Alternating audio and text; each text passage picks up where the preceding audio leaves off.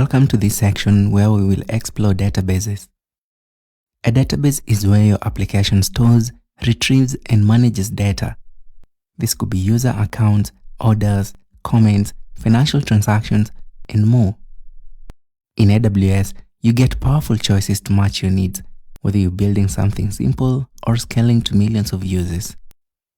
AWS offers fully managed database services, meaning you don't have to worry about provisioning hardware, installing software, patching, or backups.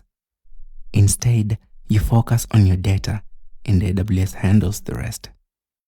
Generally, there are two main categories of databases: relational databases and non-relational databases.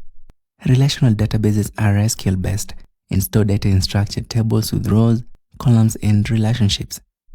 These are ideal for financial systems, CRM platforms, and apps needing complex queries or transactions.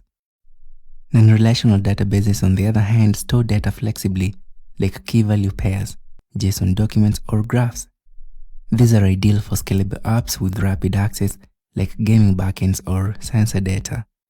In this course, we will look at one of each major database type: AWS RDS and Aurora for relational databases, and AWS DynamoDB for non-relational databases. We will learn how to launch each and interact with them.